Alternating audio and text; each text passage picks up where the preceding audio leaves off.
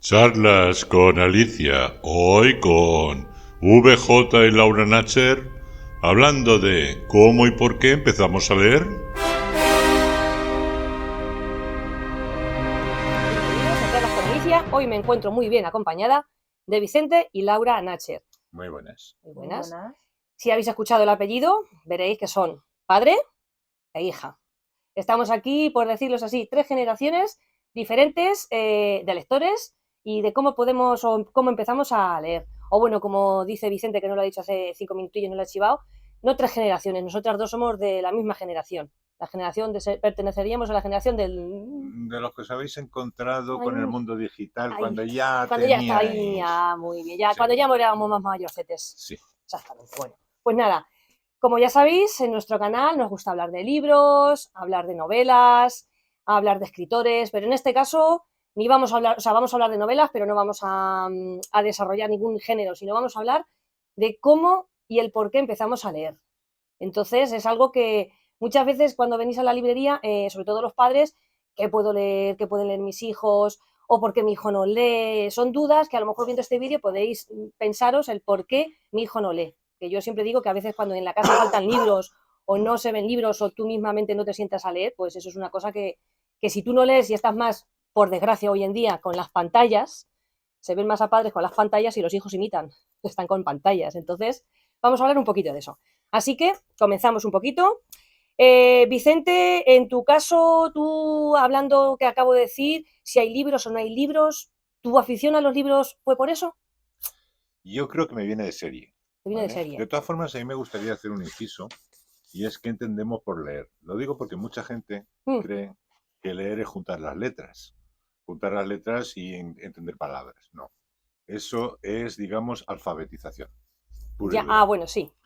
Después está, los que leemos somos aquellos que somos capaces de vivir la vida que nos transmite el libro. Exacto. Una historia, ser parte de esa historia, concentrarnos y entrar en ella. Eso es lectura, que me da igual en qué formato sea, pero al final estás concentrado y estás en un mundo que no es el que te rodea. Sí. Entonces, como yo tuve una infancia bastante complicada, eso quien haya leído mi autobiografía, pues ya lo sabe, en esa infancia yo no tenía libros. Claro. Como mucho pillaba alguna de las cosas que se compraba mi padre, pero a mi padre solamente le gustaba la parte de la Segunda Guerra Mundial que correspondía a los nazis, eso sí, escrito en francés. Una cosa un tanto rara. Entonces, yo supongo que me venía de serie porque leía hasta las etiquetas de la botella de champú. Yo lo leía absolutamente todo. Que te gustaba leer. Y como además me criaron en Francia, me hice la educación primaria allí, pues tuve la suerte de coincidir con la época en la que explotaba la revista Pilot. Que eso, para quien no le suene, pues habían cómics como Spirou, como, ¿qué te diré yo? Un papá, como... Es decir, habían unos cómics de un nivel increíble. Y si tenías suerte, hasta pillabas un Tintín y aquello era la leche. Ya era ya la repanocha.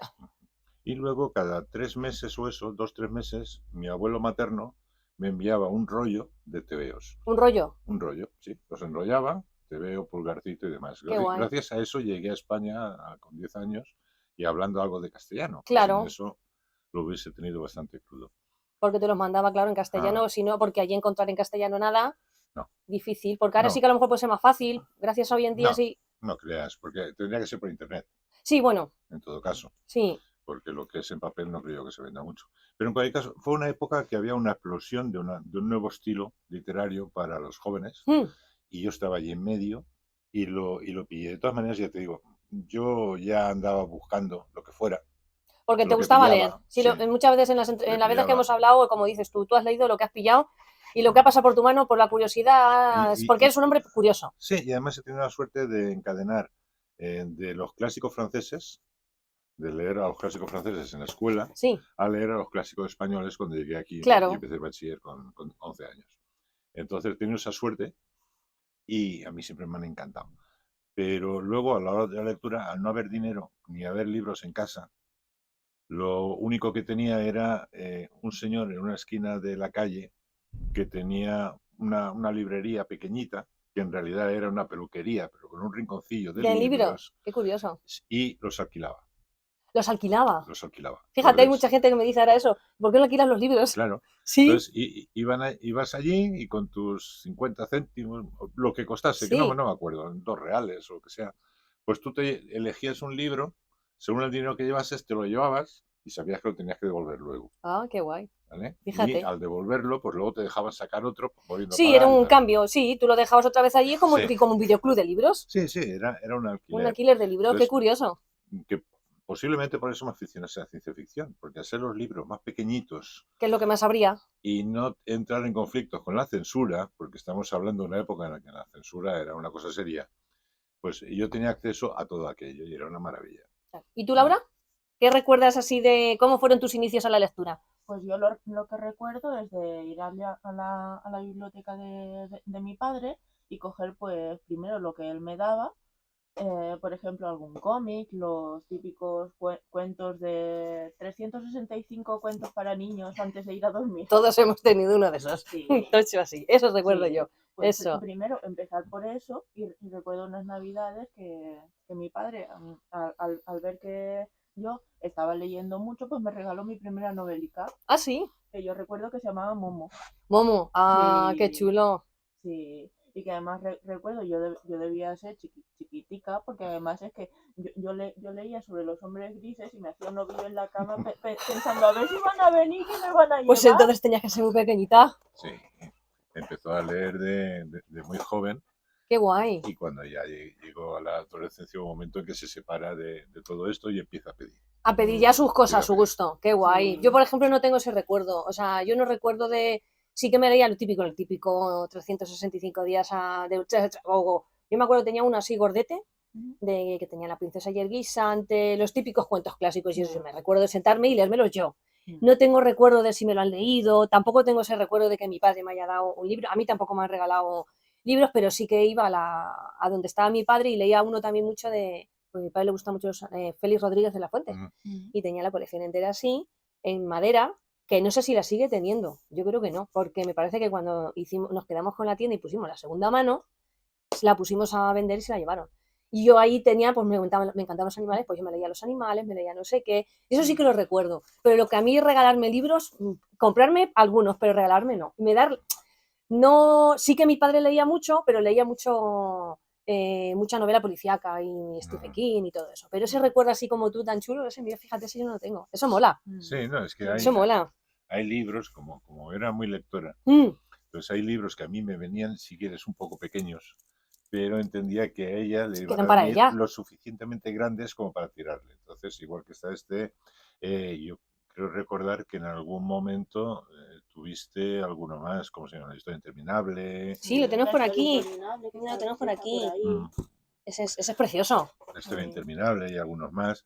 Y ya te digo, todo esto yo iba trayendo, luego teníamos la colección completa de Asterix y Obelix. Asterix y Obelix, Tintín, Mafalda, Mortadelo y Filemón. Es verdad. También nos lo trajiste. Qué guay.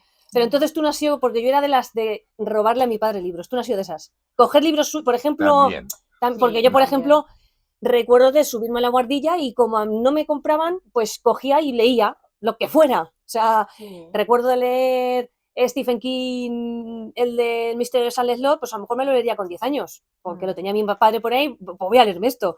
El Club de los Poetas Muertos, que alguna vez te lo he dicho, y tampoco recuerdo con la edad, pero lo tenía mi padre por ahí, pues voy a leerme esto. Yo era así, yo era de quitarle a mi padre libros, y me leía lo que él tenía, lo que fuera. Yo también hacía eso, cuando yo me había terminado lo que me regalaban, pues iba allí. Lo que pasa es que alguna vez me he encontrado con una edad demasiado pequeña libros sobre muerte, sobre destrucción, sobre asesinatos y cosas de esas, y quedarme anonadada de decir, esto no es para mí, no es para mi edad, creo yo.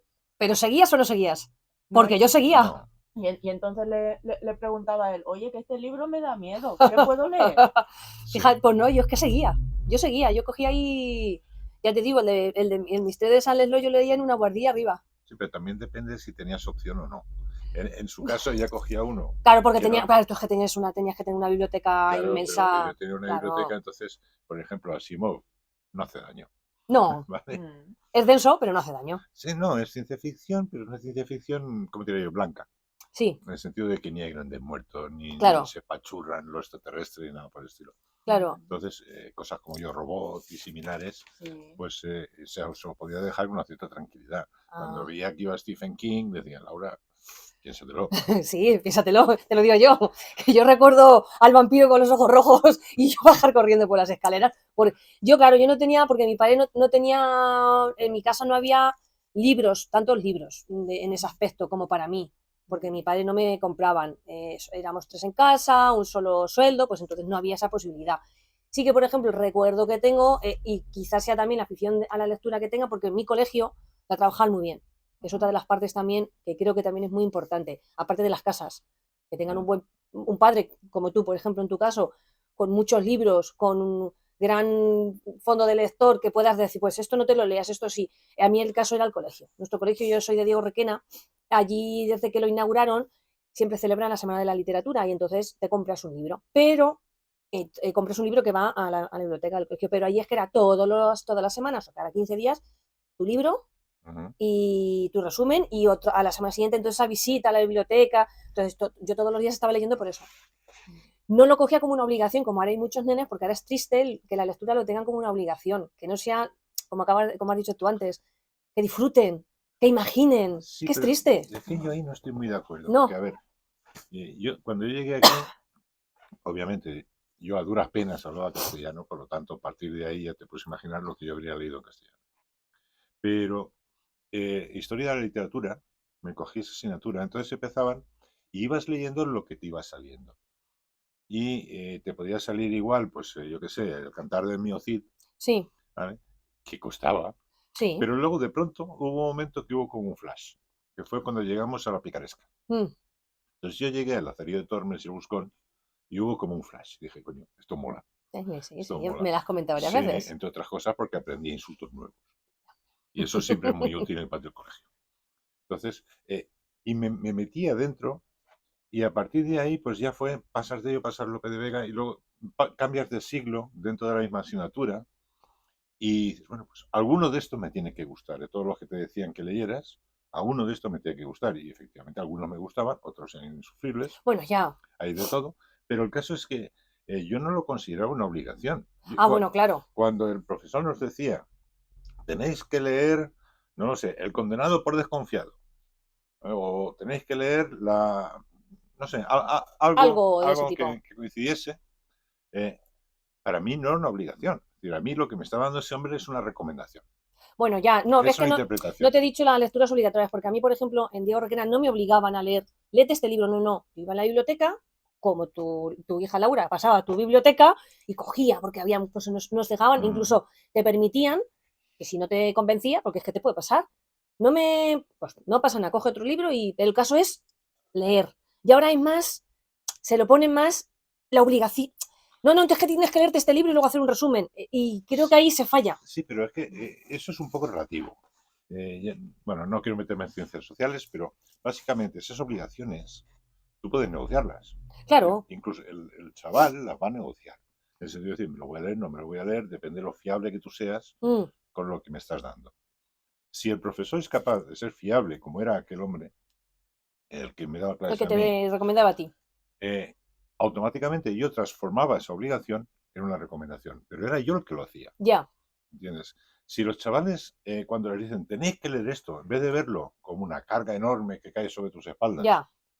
Lo ves como una oportunidad, igual ese libro te gusta. Claro, ese es el problema que yo creo que hay. Entonces, empiézalo, tira para adelante y a lo mejor te engancha, o a lo mejor cuando llevas la mitad dices, oye, yo no puedo más. Vale. Pero como mínimo, dale una oportunidad a ese libro. Ya. Porque si no le das esa oportunidad, va a ser una carga. Y si es una carga, no te va a gustar. Eso está claro. Claro. Entonces, por eso te digo que es relativo el que se obligue o que no se obligue. La obligación ¿Visto así? la tiene que interpretar cada uno. Es como cuando te mandan a hacer cualquier cosa. Tú lo puedes ver como una obligación, como un peso que un castigo. Un castigo que te ha caído encima, o lo puedes ver como una oportunidad que tú aceptarás o no aceptarás. Pero de entrada es una oportunidad.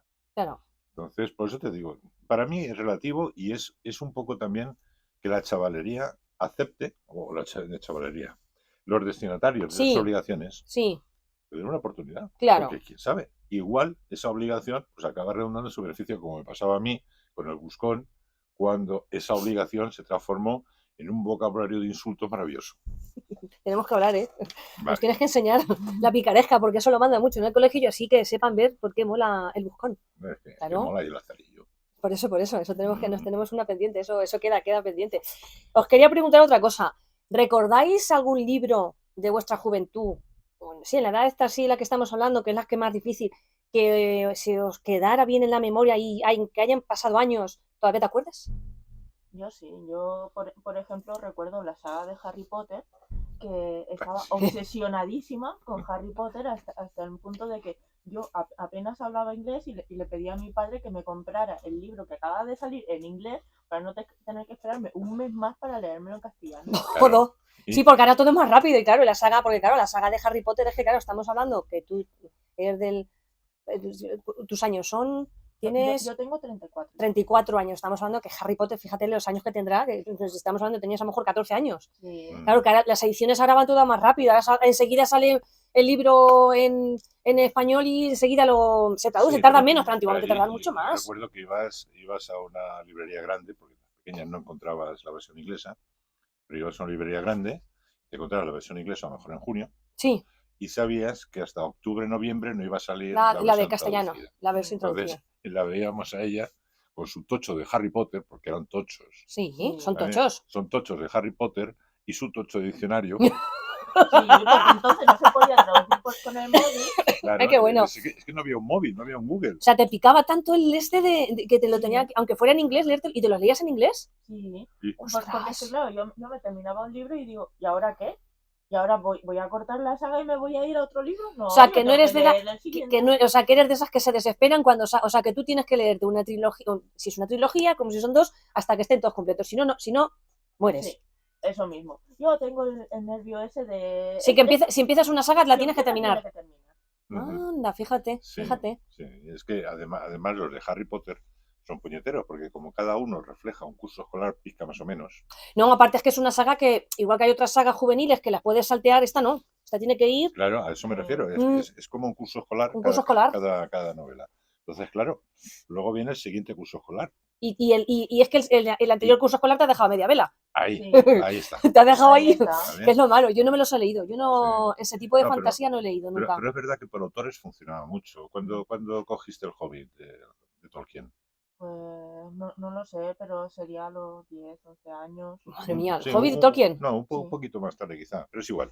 Sí, pero el Hobbit se lee bien. El problema es cuando de ese te engancha y empiezas con El Señor de los Anillos. Sí. Y luego, Habemos, Señor de los Anillos. Me pidió el Silmarillion, que yo dije, voy a leerlo, porque con ese título hay que leerlo primero. Sí, a ver, ¿de qué va? Y me costó Dios y ayuda. Y entonces yo se lo dejé y dije, toma. Sí, porque eso es fantasía pura y dura, ¿no? Sí, pero no niveles... Pero densa, porque además Tolkien dicen que son... Según se lee bien el Hobbit... El Hobbit está pensado como literatura juvenil para hacerlo más asequible, pero en cambio el Señor de los Anillos y el Silmarillion, sobre todo el Señor de los Anillos es un libro de historia. Pero en fantasía. Sí. Alta fantasía. Alta fantasía, como hablamos con Ana. Y el Silmarillion lo que es las notas que él iba tomando para intentar hacer encajar las piezas de todo lo que supone el Señor de los Anillos, con lo cual ni siquiera es una historia. O sea, el Silmarillion es como una especie de diario de anotación para crear el Señor de los Anillos. Sí, no, es decir, si en el Hobbit te describe un entorno, pues ese entorno se entra en detalle en el Silmarillion. Es una descripción, ¿no? Como una descripción de las... Sí, es como si tú tuvieras un libro sobre mitología griega, por ejemplo, y te encuentras todos los devaneos de Zeus, uno tras otro, que no tienes por qué leerte este detrás de este. Ya. Que están relacionados, pero no están relacionados, pero... Y todo eso te lo leías con 10 o 12 años. Y además, bueno, y ahora ha nombrado la mitología. Tuvo su época mitológica. Sí, también. Donde leía absolutamente todo de cualquier mitología, de cualquier sitio, y luego te iba citando nombres. Decía, bueno, este debe ser egipcio o entonces eres una niña curiosa. Eras una niña curiosa. Entonces te gustaba o bien leer novela, pero también a lo mejor cogías cosas y lo que fuera de curiosidades. Sí, porque por ejemplo yo recuerdo un librito pequeñito que íbamos a la librería del pueblo y yo a veces, si tenía suerte, decía y me lo compraba. Si teníamos suerte, claro, sí, claro, es que... Y en una de estas que me lo compró resultó ser un libro sobre astronomía fascinante, que me hablaba de los agujeros negros, de las estrellas, de la luna. Hawkins. Y todo con dibujitos. En plan para tu edad, para niños. Qué guay, qué guay. Entonces, claro, yo estuve obsesionada con las estrellas y qué aprendí guay. un montón, que no solo leo novelas, sino que... Que te gusta ver cosas de aprender, curiosidad, o sea, leerlo, eres como un miniclón de tu padre, pero chica. Sí, bueno, más o menos. Más o menos. Y yo con más acceso a los libros. Me supera ampliamente. ¿Te supera? ¿Sí? Sí. De todas maneras, yo quería hacerte un inciso ahí. La mitología son cuentos para adultos. Sí. Es decir, no hay quien entiende la mitología como qué rollo voy a tener que estudiar esto. A ver, son cuentos golfos, subidos de tono. Subidos de tono.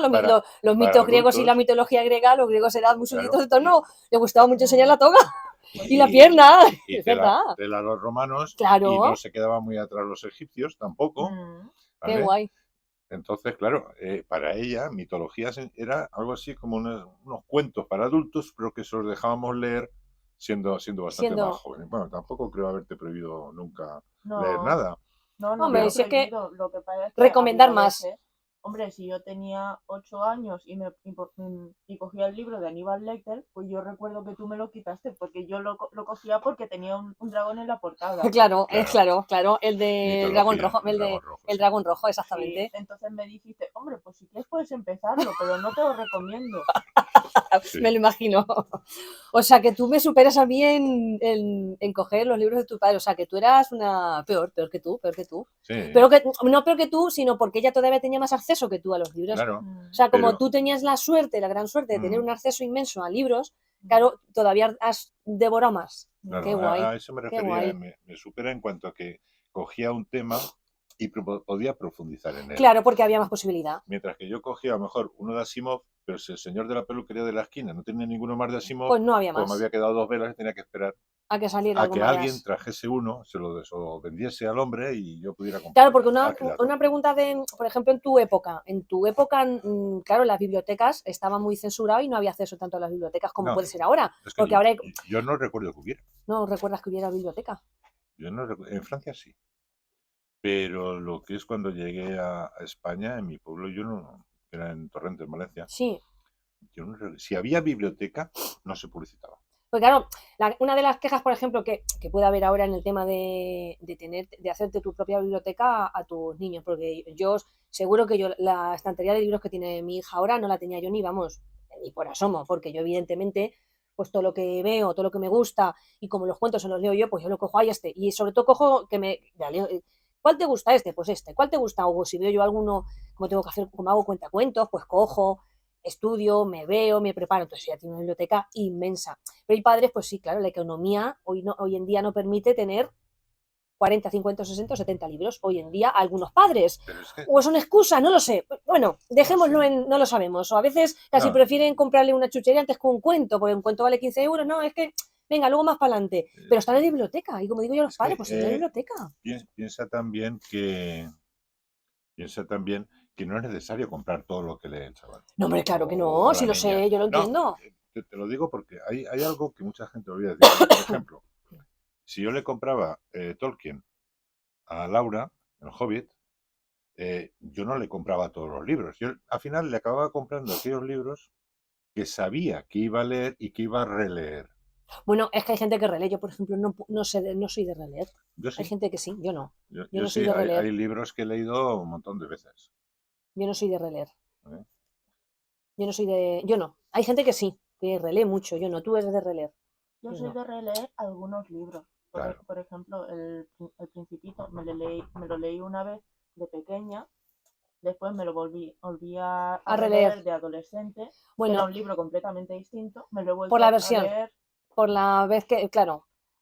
Porque es que muchas veces de niña te enteras de la historia y ya está, y después de más mayor, a medida que va evolucionando la mentalidad, te vas enterando de más cosas que estaban entre líneas en el mismo libro. Lo que hablábamos en la charla por ejemplo, de distopías, leerte en la edad adolescente a lo mejor como el que me he leído yo ahora, que ese yo nunca me lo he leído porque no he hecho bachillerato, eso lo suelen mandar en bachillerato, el de 1984, es una lectura recomendada en bachillerato, leértelo en esa edad joven, captas una cosa y te lo lees a lo mejor, sí, es justo ese me lo he leído ahora, y lo he captado de otra manera, a lo mejor me lo leo en mi edad joven y no lo capto igual.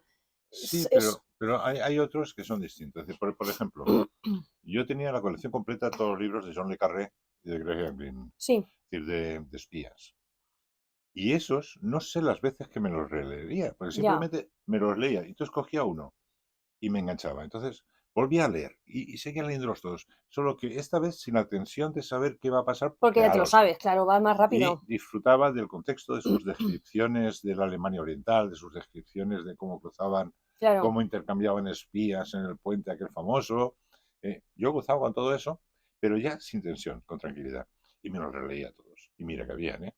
Pero era coger uno, daba igual, y me enganchaba todo. Yo no soy de... En mi casa, por ejemplo, ni mi padre, que en mi casa somos... mi madre no lee nada, o sea, ella dice que de joven leía novelas de estas románticas, esas que te gustan tanto, Vicente, y dice que una con una lo pasó Tomás, que ella dijo que desde entonces que para leer y penar, digo, ay mamá, digo, es que hay otras cosas que no son para penar, y que lo pasó mamá, dice, yo para leer y para penar no vuelvo a leer.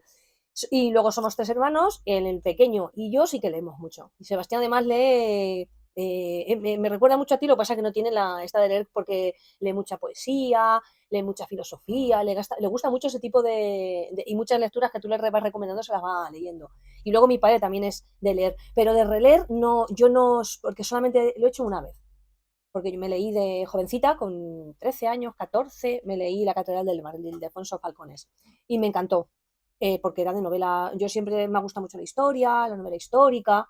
Entonces, me acuerdo que en la escuela, no, en el instituto, de esto que te hacen una pregunta, sobre todo en la asignatura de lengua, pues para ver la animación y la lectura.